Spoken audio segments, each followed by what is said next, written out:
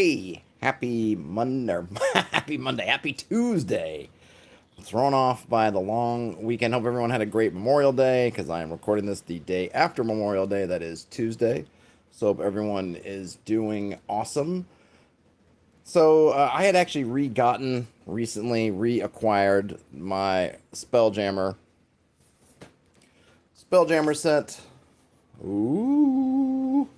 And I thought it was appropriate. I've been wanting to go through Spelljammer for a while, and this is an appropriate time to do it since the folks at the Wizards of the Coast, Hasbro, all those folks have seen fit to announce that they're bringing back. I'm not sure when, bringing back Spelljammer for a run in 5th edition. I've mentioned before that I'm not sure. Spelljammer, I guess maybe what I should say is Spelljammer as popular as you would be led to believe by the internets? I'm not sure. I am not sure. I always dug it in kind of in concept, and I thought the implementation, which we'll get into, was a little bit too crunchy, fiddly for my particular tastes. But we'll see. We'll see what it's like. I'm gonna jump around a bit. I'm trying to be a little bit more targeted in terms of time. This might be a two-parter. We'll see about that. More targeted. I'm not going to cover every single thing in this book. There's, let's see, I don't know, 60 some odd pages more. Oh, more. Let's see, somewhere in the 90s, hundreds of pages. So there's a lot.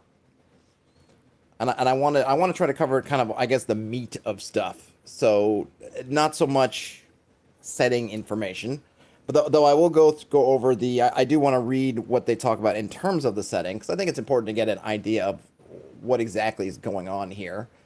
The other thing I always thought with Spelljammer was an odd fit for D&D in terms of where it fits in, because they kind of had to, or they decided to create basically a parallel cosmology in a sense. And I know that people have said that in, I guess, 4th edition and now in 5th edition, which was the kind of idea, if someone's going to ask me, if I want to spell jam, how would I do it, kind of thing. And they kind of picked up on and we came to them, me and the brains over Wizards, came to this stuff completely separate, but really getting rid of a lot of the kind of space stuff and putting it in, and really integrating with the planes. And I'm not sure why they didn't do this originally, but they didn't.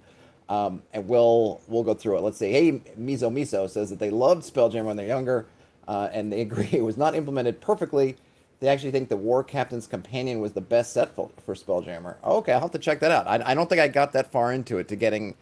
I definitely had this book back in the day, this box.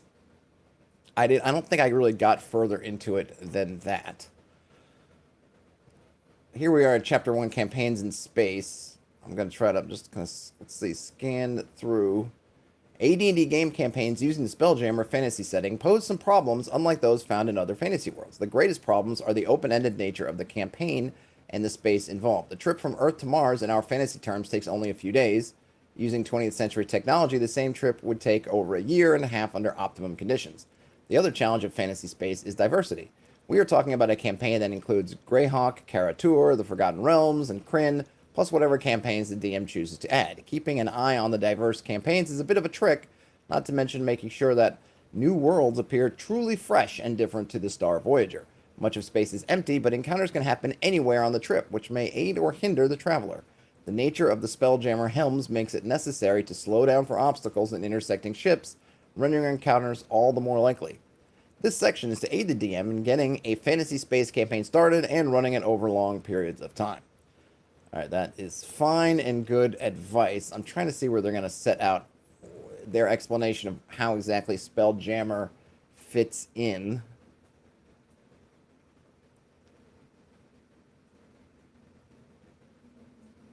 Okay, let's see. Things to worry about, location sizes. Yeah. Did they really not say that much? Maybe they say it later on. I'm thinking here is stuff. A word of advice. They got some things about, okay, this is great, you're bringing in there. But I thought they had more of a here in general is how they're doing it. My recollection is that they have the spheres and all your different worlds are kind of floating out there. and you can cross over, which is kind of what they're saying. But I thought they said it. I thought there was somewhere where they said it kind of succinctly, which doesn't actually seem like it's here, which is interesting in and of itself. All right, well, we'll just skip down to getting there, going into space. The first obstacle for any groundling character is getting into space. The long-standing barrier to space travel in fantasy has been the fact that there is nothing up there, compared with the slews of dragon hordes and orcish legions on the ground. However, once characters are made aware that space is yet another frontier, they will be looking for ways to get there. Here are a number of ways to start groundlings on their way into space. Now, they're going to give us some, okay, an ancient artifact, more about an ancient artifact, a scroll, a sage, all kinds of things. So basically your hooks, aliens from another planet, an envoy, a crash, a door. And now, of course, what can you do in space? You can obviously adventure, you can trade, you can pirate, you can work with local, or at least get involved with local navies in military. You can explore, you can get involved in intrigues. Now we're on to life on other planets. And then, I don't think, I'm kind of, you can see I'm sort of glancing, sort of speeding right along through some of this stuff because, I mean, frankly, I think we can all figure this out. It's interesting, I guess, in the time that they're giving, how they're laying this out. I feel like I guess the interesting thing, maybe from you want to rewind back in the day to whenever this came out, and I didn't check the date, see if the box says when this came out. 1989.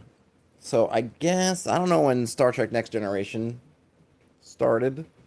Probably about that same time.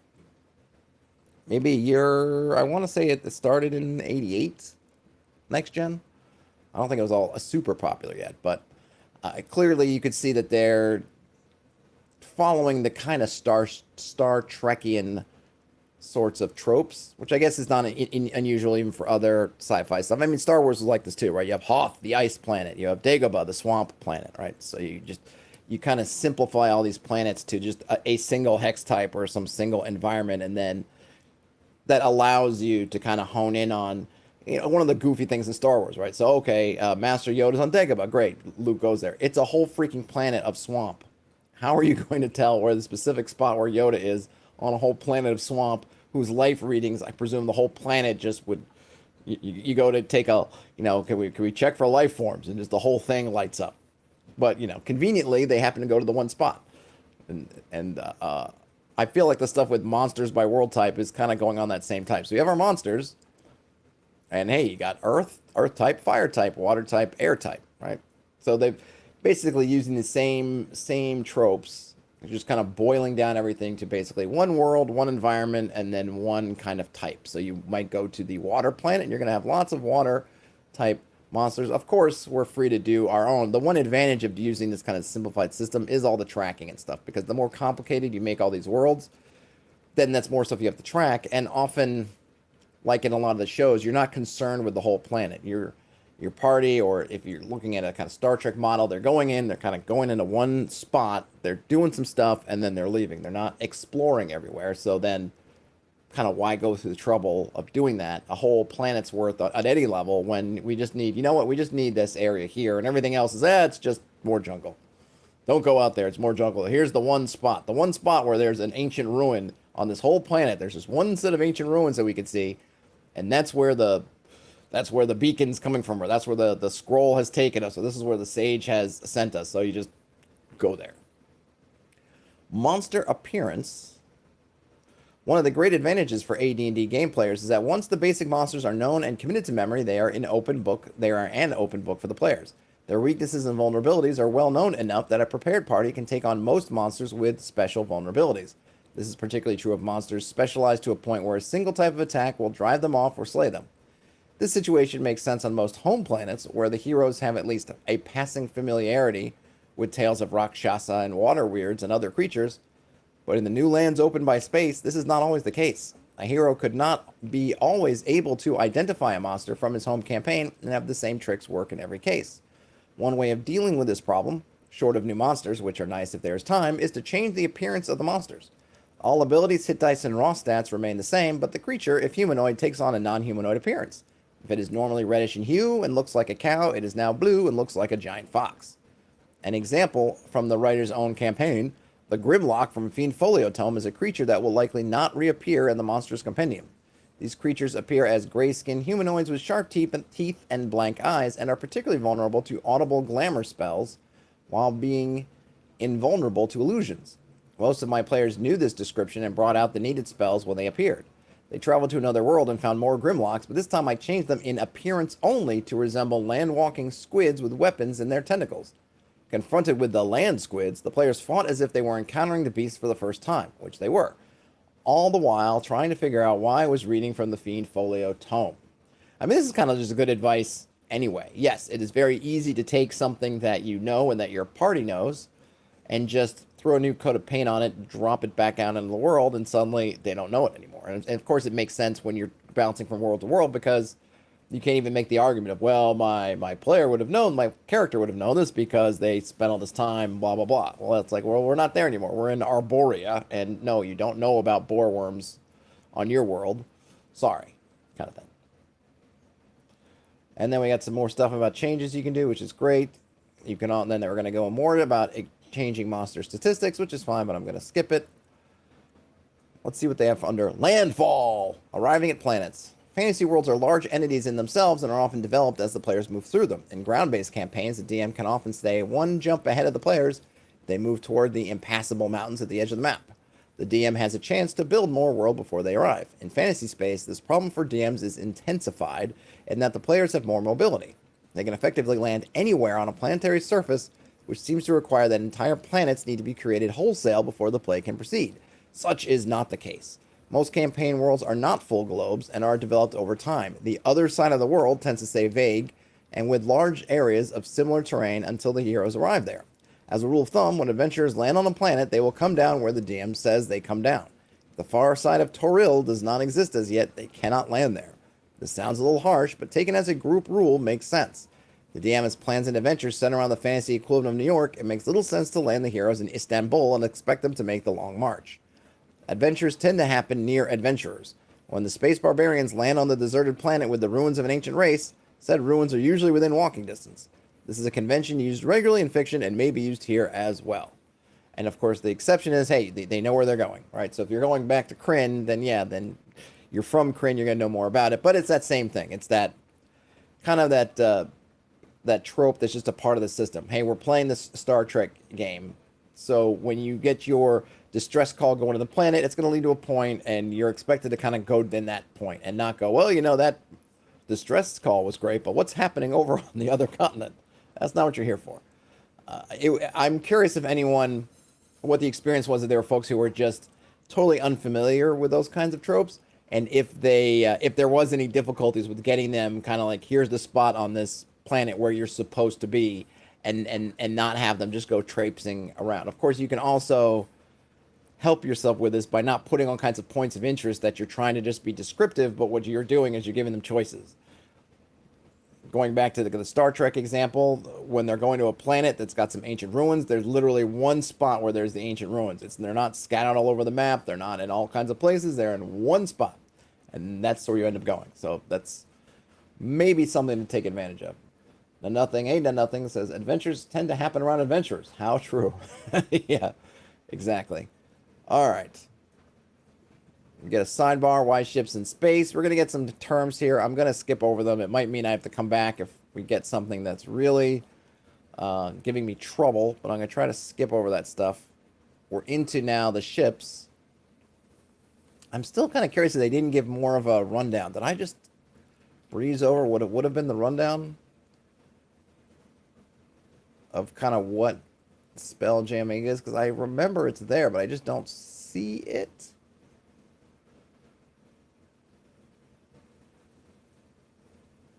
Let's see. No.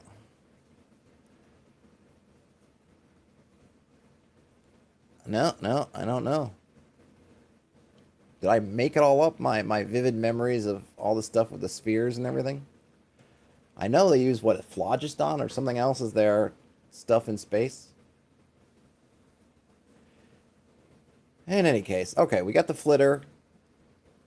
I do like that they have sort of cultural, species-related. Hey, these are the flitter. These are basically elven ships, mostly used by elves. We get tonnage, we get hull points, we get crew, we get a maneuvering class. Can they land on land? Yes. Can they land in water? Yes. What's their basically their armor class? 8. And we have different materials that are going to say, you know, basically how sturdy the ship is. This one is equivalent to ceramic. We get its power type. We get its ship rating. Basically as the helmsman. And no standard armament. Cargo, about half a ton. I believe was it the keel, the length? I forget. What's keel?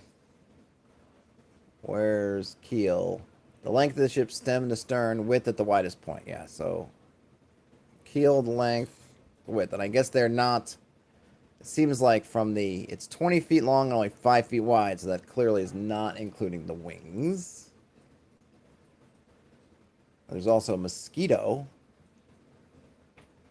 which is more human. We got caravels, we got dragonflies, damselflies.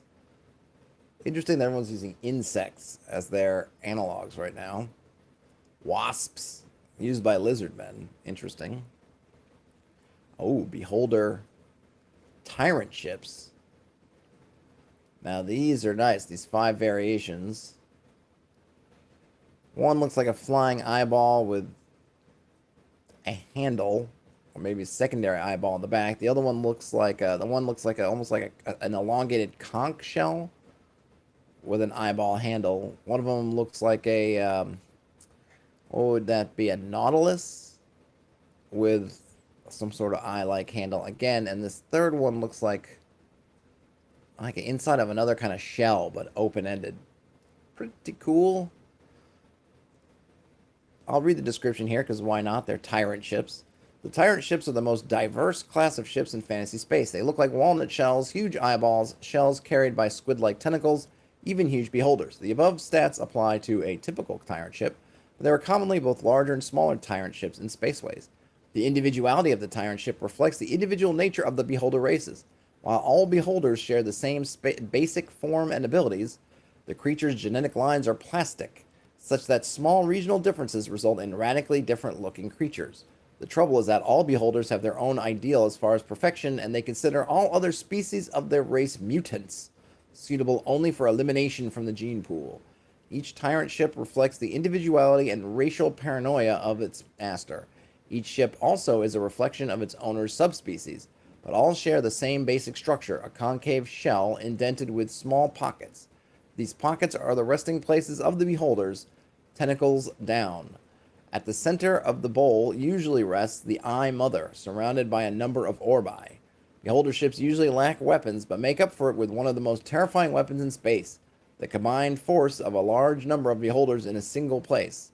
A beholder circuit of common beholder, orbis, and a queen can provide a beam of magical energy about 400 yards, that's 1 hex in tactical combat, in length, and up to 100 yards across at the base. This beam can do a number of things based on the beholder's natural magical ability. So massive, I guess, psychic, psionic beams that can do a bunch of stuff. Charm person, charm monster, sleep, telekinesis, flesh to stone, disintegrate, fear, slow, cause serious wounds, death ray, anti-magic ray.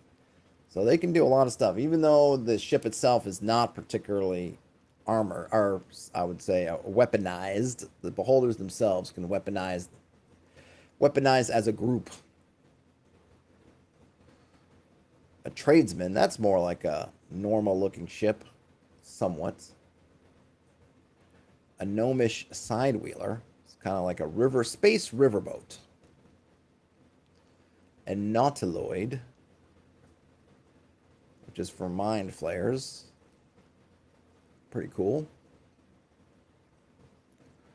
A Naogi Mind Spider by the Naogi. I don't know how we can counter Naogi. I don't know if they're a Spelljammer original or what, but I guess we'll see down the line.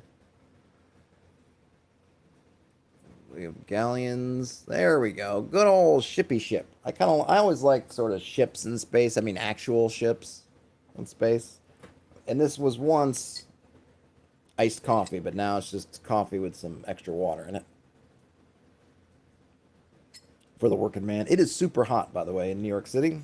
Today it's something like 90, 93 degrees. Just lovely.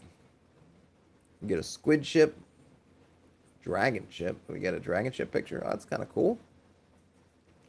Hammer ship, built by humans and lizardmen. Oh, it's kind of like a hammerhead shark, but it's a ship. Man o' War. This is an elvish man o' war. A Neogi death spider. And what's an armada? That's just a large ship, and then a citadel by dwarves. Oh, that's the Elven Armada. Okay, it's kind of. I do like the butterfly. I mean, I think the insectoid shapes are kind of cool. I wonder though. It seems like, and maybe it's just the nature of spell jamming that all these different that we have a few different races here, but they all seem to be using similar shapes. Maybe it's just something about spell jamming that brings together these designs. I like the Dwarven Citadel. It's like carved out of rock. It's got a castle with a massive fist holding an axe above and a head of a dwarf below. Speak, friend, and enter. Okay, here we're getting into some stuff, right? What is this? Okay, and then there's the Spelljammer. What is the Spelljammer itself? So the Spelljammer, massive, built by unknown, used primarily by unknown.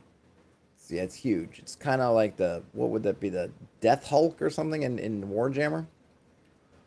The laws of reason break down around the Spelljammer. It is the largest self-powered ship in the universe and has attracted a large body of myth around itself. No one knows its No one knows its origin or its purpose. According to the sages, there is no reason why the Spelljammer should exist. Of course, there are larger things than the Spelljammer in the many spheres within known space. Asteroid bases are larger, but cannot move under their own power or attain this high ship's rating of the Spelljammer. There are living things, such as celestial dragons, that aspire to the size of the ship. There are even rumors of creatures greater than the dragon that move through the phlogiston. Still, the Spelljammer dwarfs any of these things, since it is obviously a made thing. It's made up of both organic and inert material, and its towers and citadels were fashioned by some being's hands. The Spelljammer legend grows with each passing year, fueled by rumor and gossip. It is said that a single man can pilot the ship, that at the Spelljammer's heart rests a device like a crown of stars that allows the user to command the ship. It is said the ship is the plaything of an elder god, a toy sent out to sow discord in the universe. Some say the Spelljammer is a test set up by the gods of good, alternatively by the gods of evil, as something that may be attained at some time by their faithful. And you've seen it around. It's like the what is it, the Dutchman, the Flying Dutchman. And now we get to Spelljammer Helms. Many of the ships of space are powered by either major or minor Spelljammer helms. The question of which helm is being used is important to the adventurers, both in determining how powerful their enemy is and what the chance is that they can lift the helm after an encounter. When a major or minor helm is noted in the description of a ship, use this table to determine which type of helm the ship has. Roll a d10. Then we might get a minor helm, a major helm, or a gnomish helm, crown of stars, furnace, an artifurnace, or a life jammer. Ooh, what's a life jammer? If a major or minor helm is called for, roll for the level of the spellcaster using the helm. The level of the spelljamming mage or cleric determines how fast the ship can move tactically. The DM should always use his own judgment with these rolls. A heavy Elven Armada will not be helmed, usually, by a first level mage, nor will a clunker tradesman be helmed by a 20th level evil high priest. Roll a d10, and then you can just roll either as a wizard or, basically a priest/cleric. And then there's some percentile rolls for the minor helms and the major helms that tell us the level of the helmsman. I don't know what SR means, but I guess the more the better. And then we have some special cases. Gnomish helms. We should roll for the level as a minor helm. Crown of Stars. Furnaces. Is it spell resistance? I don't know what SR is. Anyhow. I suppose you want more of it, not less. Artifurnaces.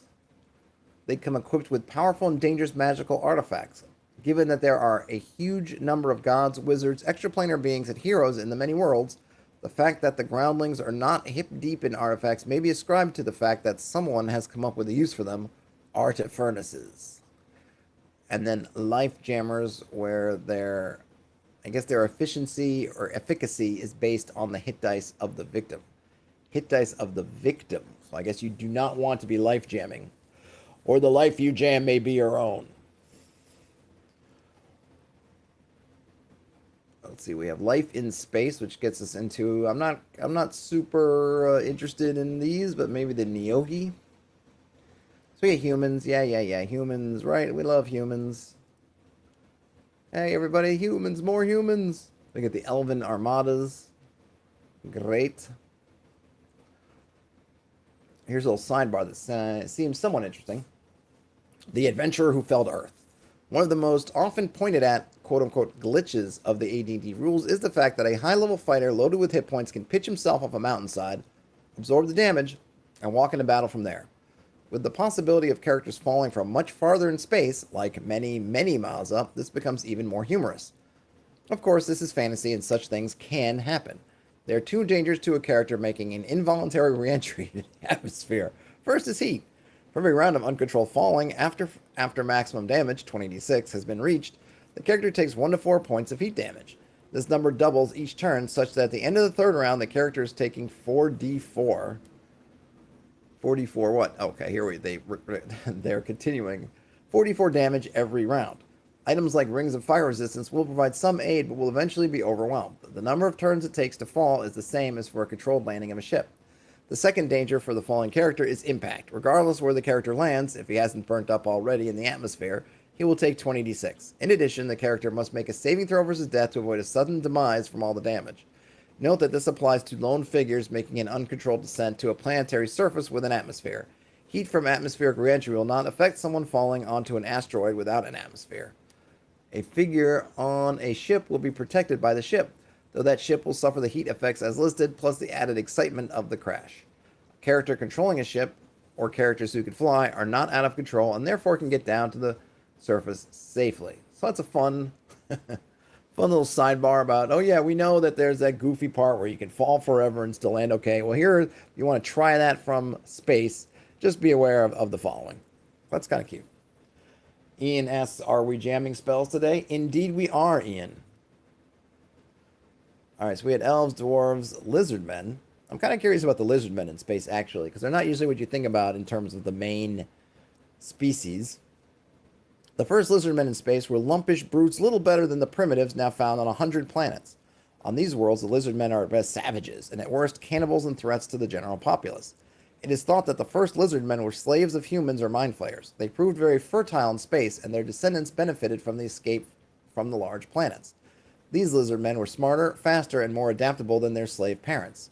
Some think this was a response to their enslavement, but the lizardmen believe that it was due to their new existence in space and the close passes to the various suns. There is some truth in this idea, in that lizardmen who developed on planets closer to the sun, in a typical system, were marginally smarter than the ones farther away, but the difference was found more in their ability to plan ambushes and use swords than in heavy thinking. The spaceborne lizardmen gained levels of both civilization and communication unmatched by their groundling cousins. The Lizardman Society in space is founded on the principle of bringing more intelligent lizardmen into the world. They have incubator ships whose purpose is to bring the eggs close to the sun. The Neogi have on a number of occasions captured these ships for a new generation of slaves, so now the lizardmen go armed. Intelligent lizardmen are still short-tempered and emotional. Their newfound status is still relatively recent. They use human ships, modified for their own use, to travel in space, but they have clerics and, very rarely, wizards that may power the major and minor helms. Most cities will have an enclave of these intelligent lizardmen, and relationships may vary from hostile to cool to a close cooperation with humans. Lizardmen are often adventurers in space and serve on human ships, provided the humans can adapt to their voracious appetites and lack of table manners or choice in cooking food. The Neogi are hated, and the other races merely suspect, with the exceptions of the Gif and the Kindori. The Gif are seen by the lizardmen as comical and clownish, much as halflings appear to men, while the Drakens seem to lizardmen more aloof and old, like the elves do to humans. Or is that supposed to be dragons? No, it says dragons. Well, there you go. Ian says it reminds them of the Zebashaw talking about the first time he played as a kid, talked about his badass edgelord character falling from the sky like a meteor. DM describes how he dies. Here's your new character. Yeah, I think a lot of people had a lot of fun with that, both in good and bad ways. The Lizardman's kind of interesting. I mean, there's some stuff that probably doesn't age particularly well. You know, that they're on most worlds they're savages or cannibals and whatnot. But but I like the fact that they're trying to better themselves. I mean, they have a really almost I feel like a noble space ambition in space, which is just to get better, to make better and better lizard people. So they're trying to figure that out, and of course other things taking advantage of it, like the Neogi, who we have not seen yet. But that's pretty cool. I do appreciate that they're trying to be better. It's a very interesting take on what creatures are doing in space. So we got halflings, we got our goblin races, extraplanar beings, giants, mind flayers, dragons, centaurs in space, undead. Undead in space, because what do they got to lose? Nothing. And I'm not going to read all these, but we got a lot of things why they might be in space. There's some reason. Mummies are rare. Yeah, because they're usually buried somewhere. Vampires in space have a significant problem that they cannot withstand sunlight. Well, that is true, but I guess they could be in dark spots, right? Liches and other great undead.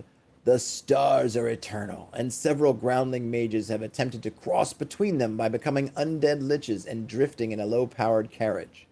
Some of these vehicles, resembling boats, barges, and dragons, can be found in space, moving leisurely from planet to planet.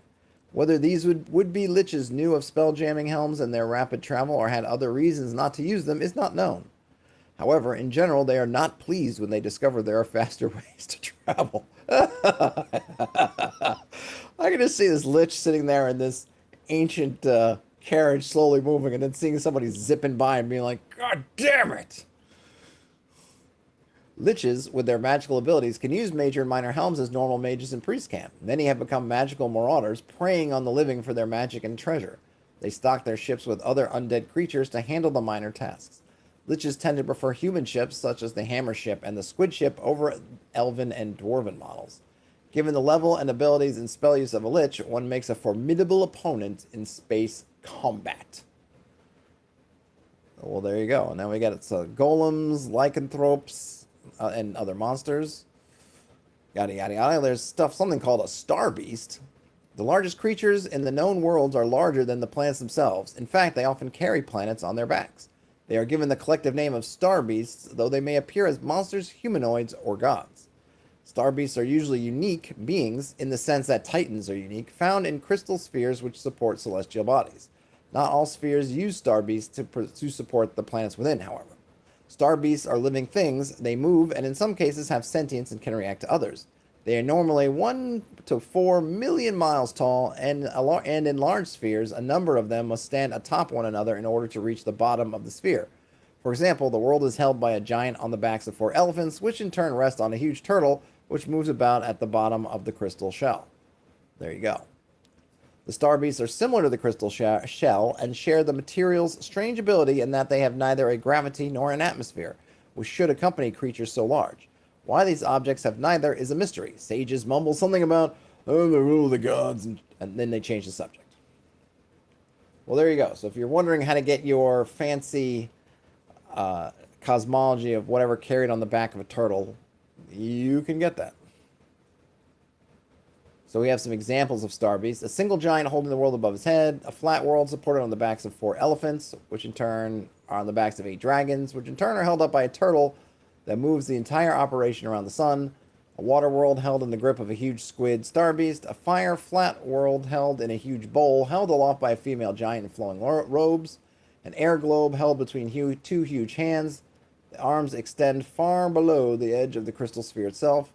A monstrous jester who juggles a number of worlds.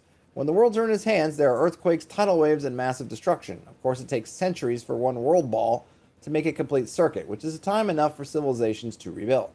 A tremendous beholder holding the flat plane of a world above it with its eye tentacles. alligator-headed, jackal-headed, and even gif-like giants working in combination. And then one legendary Starbeast looks like a Neogi on the back of an equally huge Umber Hulk. There's no world on their backs, and it is surmised that the Neogi ate it millennia ago. This is a spacefarer story and likely has no place in reality. Therefore, it must be true. Okay, so that was Starbeasts. Now we get the Arcane. That guy looks like... What's his name? Lurch from the Addams Family. Definitely in need of a manicure. The Arcane are the merchants of space, found anywhere that there are spaceborne civilizations. They appear as tall, lanky, blue giants with elongated faces and thin fingers with one more joint than is common in most humanoid life. The Arcane dress in robes, though there are agents of the race who are found in heavier armor. This appears to be a function of personal taste of the various Arcane. Alright. I don't know if there's anything special. Well, let's see. They can turn invisible. They've got Dimension Door. They have a 40% magic resistance. They have high morale. They're extremely smart. And they're organized into bands. There you go. The Arcane. There anything else interesting you want to see in the Arcane? They're merchants. They're merchandising. We'll get beholders. So we know our regular beholders, but I want to check out Orbuses and Hive Mothers. Let's see, where's the Orbus? The Orbus is either a genetically bred or a stunted and immature form of the standard beholder. It is only found in space aboard the Tyrant Ships of the Beholder nations. It is chalk white and lacks functioning smaller eyes. The central eye is huge and vulnerable, occupying most of the upper body above a small, toothless mouth. This eye has the normal anti-magic properties, but is milky white. Despite their vulnerability, the Orbi are the means by which the beholders travel through space. It is they that can funnel the magical energies of the other beholders into a motive force. They are living Spelljammer Helms. There are 1 to 5 of them aboard any Tyrant ship, and they are located closest to the Hive Mother at the deepest point of the shell. That's kind of a cool idea. It reminds me a little bit of kind of guild navigators. They've been, I don't know, bred or whatever's come up, these special ones, and they are very weak on their own, but give them a ship and a bunch of other beholders, and they can do something the other beholders can't. On to the Hive Mother. The Hive Mother is also called the Ultimate Tyrant, or just Ultimate, a form of greeting that seems to please their pride. They are twice the size of typical beholders, and different appearance as well. Their mouths are larger, such that they can gulp down a man-sized target on a natural die roll of 20. Once swallowed, the prey takes 5 to 20 points of damage each round until it is dead or escapes. The beholder's mouth is not very deep, so a victim can escape by stating this intention and making a successful attack roll. The Ultimate has no eye stalks either, but its eyes are protected by a hooded cover in the flesh of the creature's body. The central eye has a similar hood, such that the chance of striking the central eye is reduced to 10%, the remainder striking the body. The Ultimate's true ability is in controlling the actions of its brood, the common beholders that make up its crew. While a Hive Mother can survive groundside, it is not as effective as when it is linked up in a Tyrant ship. A Tyrant ship allows the Hive Mother to focus the energies of her crew through the structure of the ship's shell itself. The Tyrant ship shells are made by the Arcane, who thus profit from the beholders despite the fact that Tyrants have their own genetic helms. Doo-doo-doo. What is the connection between the... what are they called again? What is the connection between the Arcane and the beholders? I don't know. What is the name of that shadow, mouse-shaped shadow in the second moon? I also do not know. Well, there you go. I will read a little bit about their Habitat Society, just for kicks. The Beholders of Space would be the greatest menace of the void, more deadly than the Neogi, more sadistic than the Mind Flayers, were not for one thing. They are rampant racists. Oh, well, that's good to know. They are not true xenophobes, and that humans and other races are considered subservient. It is not known if the Beholders of Space consider humanity anything other than one more item in space. Rather, the Beholders war against their own species. Within the basic body type of the Beholder, a sphere with a mouth and a central eye, 10 eye-tipped tentacles on top, there is a great variety of Beholder subspecies. Some have obvious differences, such as those covered with overlapping chitin plates versus those with smooth hides, or those with snake-like eye tentacles versus ones with crustacean-like joints. But something as small as a change in hide color or the size of the central eye can make two groups of beholders sworn enemies. Every beholder nation declares its own unique body form to be the true ideal of beholderhood, the others being nothing but ugly copies, fit only to be eliminated. The ultimate of a beholder tyrant ship shares the same body form as its brood. The Orbi, however, remain a curious exception to this idea of racial purity and remain exempt from the beholder's subspecies warfare. This may be because the beholders need the Orbi to survive, or they recognize the similarities of the Orbi over those obvious differences. When beholder ships battle, the victims will take on the Orbi from the losers for their own ships, while the other beholders and the ultimate will be slain and eaten by the victors. As a result, the most common recipient of an attack by a beholder ship is another beholder ship. This allows most spaceborne races to breathe easier, but there are still enough cases of tyrant ships attacking other races, for reasons real or imagined, that most races stay away from the beholders. Well, there you go. Here we have a Draken. It's like a kind of a draconic centaur. Oh, that's exactly what they are. The Drakens are a sentient race of dragon centaurs that have recently appeared on the fringe of the known spheres. Draken exploration ships have been spotted in the phlogiston and at the edges of known space. They're just beginning to appear at the smaller communities of space. A Draken is centaur-like in appearance with the body of a brontosaur, the torso and arms of a human, and the head of a dragon. Its feet are flat, like those of an elephant, and it has a long snake-like tail. Its hands have 6 digits, 5 fingers and a thumb, and end in claws. Drakens speak their own language and that of dragons. They speak the common tongue haltingly and with a thick accent. Their speech is often formal and ornately ceremonial. Well, there you got it. So you got the Draken. They've got kind of a herd instinct. Their size large. Average morale, which in this case for AD&D is 10. Nothing super. They're intelligent. They're herbivores. They travel in herds. The leader of a Draken herd is called a Kaba. The Kaba of the herd is assisted by the Shala, or High Priest. Well, you get some. Now we get Radiant Dragons, Celestial Dragons, also known as Star Dragon, though not to be confused with the Oriental Dragon of the same name, is a sinuous serpentine dragon with graceful translucent wings. Its scales are a collection of glittering pearl-like shards of mica and gypsum, which cause the dragon's scales to shimmer in the starlight, giving the creature its name. They can be of any alignment. They speak their own language and common. And then they're telling us, go see the Monstrous Compendium for all the blah-de-blah. Let's see, they're supremely high morale. They're giant. They're huge. 100-foot base. Variable magic and special defenses. Special everything. All that jazz. We have Elmarins. The creatures called Elmarin resemble living St. Elmo's fire. They are semi-sentient fire beings that live in wild space, usually in close proximity to fire-based celestial bodies. They appear as naturally glowing balls of fire in a number of colors ranging from deep red to light violet. 2 darker spots towards the front of the orb resemble eyes. It's cool. And then we get Ephemeral. Ephemerals are non-corporeal undead, believed to be the spirits of individuals who have died in the phlogiston. Phlogiston is the kind of air stuff in space. I'm sure I've just probably missed over where they kind of went over the general makeup of space in Spelljammers, but basically Phlogiston is the ether, the space stuff. They appear as dusty gray humanoids, and it is thought that their forms are not only linked to the negative material plane, but also impregnated with the essence of the Phlogiston itself. This makes them vulnerable to fire, but also gives them the ability to regenerate their unliving status.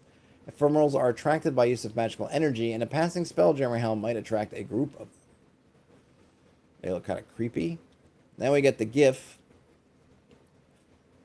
The Gif are a race of powerfully muscled hippopotami mercenaries. They are civilized in that they understand the basics of spelljamming, though they lack mages among their own race. Instead, they hire on with various groups throughout the universe as mercenaries, bodyguards, enforcers, and general leg breakers. They are pretty good at it too. The basic form of the GIF is humanoid with stocky, flat, cylindrical legs and a humanoid torso, arms, and fingers. The chest is broad and sports a necklace head, that is a head without a neck, that looks like a hippopotamus's. GIF come in colors ranging from black to gray to a rich gold, but many have colorful tattoos that leave their bodies a patchwork record of past jobs and victories. Oh, there's a typo here. Griffs speak their own language and the common tongue, but it's not griffs, it's gifts. I like this picture. He's kind of what sort of is that? I don't know if he's supposed to be a monocle up there or what, but it looks like there's kind of a monocle. He's got kind of a wearing a uniform of like a World War I or World War II. I suppose any kind of soldier would do, dress. But then he's kind of holding up a gun like he's gonna about to James Bond somebody. So they're like your space mercs. We get Kindori, aka space whales. They are among the largest living creatures found in space. They resemble aquatic whales in general shape and are mammals as well. However, they lack any noticeable mouth, and the leading edge of their fish-like bodies is dotted with small eyes. Well, that's interesting. A Kindori does not eat as do most other creatures of space. Instead, it soaks in the rays of the sun, stars, and other shining bodies in its area of space. The belly of the Kindori is dotted with tiny white patches, each of which sends energy deep within the creature to be stored within its large mass. Keeping this belly clean of parasites is a common act of herd behavior, as the great creatures rub each other to flake off old skin and parasites. They are less concerned with their backs, which is why small islands of life often spring up there. An extremely old or sick Kindori can be spotted by the overgrowth of vines and vegetation on it. Such creatures are near death and often fall prey to the larger scavengers and other creatures. Well, that's kind of a cool idea. And it looks like here there's a picture of, it looks like a boat that's landed on a Kindori. I don't know what they're doing up there, but I guess you can domesticate Kindori. Now we have Kragen. Kragen? The Kragen develops in 3 stages: small spaceborne spores, a barnacle-like immature stage, and the huge adult Kragen, or supposed to be like a kraken, I guess. That is the bane of the shipways. In its adult stage, the Kragen can grow longer than most ships and resembles a gargantuan aquatic squid. Its tube-like body is dominated at one end by a thick central tentacle, the base of which is surrounded by a cluster of smaller tentacles. So yeah, it is basically a space kraken. They call it a Kragen. Here we go, Nyogi. Oh, now this looks familiar to me, or at least maybe the images do. So we have 2 types of Nyogi. One is just Nyogi, and the other one is the Great Old Master. The Nyogi appears a cross between a wolf spider and a moray eel. The short, furry, 8-limbed body is topped by the lithe, bare, fleshy neck with a serpentine head, its mouth filled with needle-sharp teeth. The ends of its limbs are tipped with small claws. The fur of the Nyogi is a light tan, but dyed in a variety of colors to signify power, rank, accomplishments, and warnings to other Nyogi. The older a Nyogi is, the more colorful its hide becomes. A Nyogi with a bare pelt has no status. The Nyogi are hated throughout the known spheres, and their spider ships are often attacked without giving them the chance for provocation. The reason is that Nyogi are ruthless slayers and plunderers to the last being, and think nothing of eating their enemies, servants, or fallen comrades. In all the variety of the universe, one truth remains. The Nyogi are a hateful, xenophobic race that has no friends. The Nyogi can communicate in their own language and in common as well. This is the language that they use to command their Umber Hulks and other slaves. Many speak 1 to 4 other languages to help facilitate their slaves taking orders correctly. A slave that does not understand its orders is good for nothing except the next meal. Yum, yum, yum, yum, yum. Alright, so they seem, gross in a good way. Whoops, I went the wrong way. Let's see, we got, no, that's that. Oh, that's it. I thought there was going to be more to it, but there's not. Where's the talk about the Great Old Master? Hold on a minute. See, they're a slaving race. I don't see, where's the Great Old Master? Uh, no. Wait a minute. Here we go. Here we go. The Neogi live according to an ugly life cycle that is characteristic of their race. As a Neogi grows older and his mind fades, his orders become confused and his slaves become disobedient. His fellow Neogi may then choose for him to become a great old master. The small lords then poison the older one at once. The different poisons moving through its body overload the old Neogi's system and begins its change into a great old master. The Neogi making the transformation swells to a 20-foot height at a similar girth.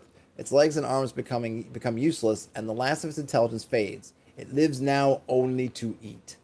During this time, the other Neogi begin to hunt exclusively for the new great old master. Slaves, captives, anything that comes across their path can be captured is fed to the master. Live flesh is preferred, but dead will sustain it. A great old master will inflict 1d12 hit points of damage per round to any creature fed to it. After 2 months of such activity, the skin of the great old master bursts and a new crop of matured Neogi spill forth. These are unmarked and barely sentient upon their birth. For the next week, the brood area resounds with combat, as the young Neogi kill each other for food. Of the 20 to 40 Neogi that eat their way out of the master, only about 3 to 6 survive. These are considered slaves of the entire ship, to be killed or risked in combat, until such a time as they claim and command an Umber Hulk as their personal slave. At this point, they are officially a part of the Neogi community. If a great old master is attacked and its flesh pierced, it will release 2 to 8 Neogi to defend itself. These are taken from the future brood, and if slain, will not be replaced. Blunt weapons will not pierce the skin, and therefore will not bring the young forth. Edged or piercing weapons, or magical spells that pierce or burn, will produce this defensive reaction. The remains of the great old master are consumed by the surviving young. Most Neogi consider this fate to be equivalent of a human dying of old age. So, anyone have any pity for the Neogi? Because they're nasty, but their lives are brutish from beginning to end. We get Scavengers, which look like kind of a space shark. Fish-like creatures, dominated by a huge human-like eye at the central leading edge of the head and a wide, sweeping mouth. They will eat a bunch of stuff. And they're different colors: gray, brown, night, and void. Let's see. It looks like void. That's an order of power.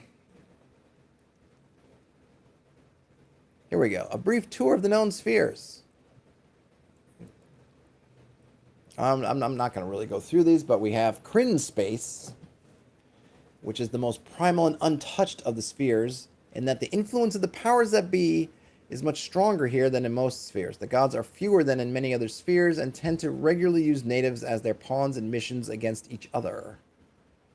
So there you go, that. So we get Primary Sun and Syrian and Reorx, Kryn, Chislev. So this is inside of Kryn space. Let me read this little sidebar on homeworlds. Modern thinking indicates that all life should come from a single point. That one orb is the center from which all others descend. While it is true that relatively new races in space, such as Krynish gnomes, Draken, and the Gif, seem to come from one homeland, whether this applies to other races remains to be seen. With the spread of space travel as well as interdimensional travel, the routes of the various races are muddied and lost in a confusion of origins and creation myths. There was once a primal beholder is certain, but since every beholder nation regards itself as the linear descendant of that primal beholder, all such investigation usually ends in a cloud of disintegrating dust. The idea of a human homeworld has sparked lively debate within a small group of sages. For the bulk of the populations of wild space, such discussions are fluff and nonsense. Pshaw, away with such things. Alright, so then we get Gray Space, which has Earth, Cool, and others.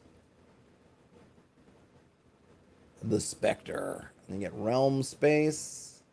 This is kind of fun. Then we get a ship information form. Ooh. And then there's a supplement attached to the end of here. So that's the end of the main book, which I guess I will end here. What is in? Let's just look ahead here. What is here? All right, so we'll do this one we'll cover this one next. I'm gonna go into the book because I forget that this. Something to note: the PDF for this is on drive-through, and in fact, you can print it. They have print on demand stuff for all these things. I have not seen them, so I cannot speak to the qualities. Here in the box set, we get some lovely. I'm not gonna fold. I'll probably take pictures of these where I can unfold them all the way, but for now, ooh. Ah, you can actually write on them. That one's got, looks like, is that for, I'm not sure if that's just for anything. We got your good old space hex map for your tactical combat, which we didn't get into in this book, right? So, the Rock of Brawl, which is kind of a main base area you can have out there in the Flodge. And here's a picture of the Spelljammer. Yeah, very nice. In terms of books, we've got, oh, there are some cards too, much like in Birthright. We get a number of these nice cardboard cards as well. Trying to see where I can lay things down and not put that there. So you get stuff like Squid Ship. And multiple squid ships. Or I suppose, why am I still... Let me hide that. I don't need to. There we go. And you get some other kind of cards with stuff. Some counters for different ships. And I think these are all... I'm not sure if they come as... I would say I'm pretty certain they come as PDFs, but they're in some zip files if you do download it from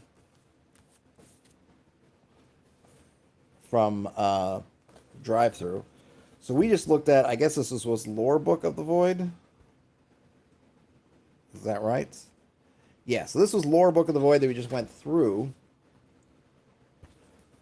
I'm wondering if the other one wouldn't have been handier to go through first, because I think this one's going to have more of the actual mechanics. I think I just kind of went in order. Okay, so this is actually...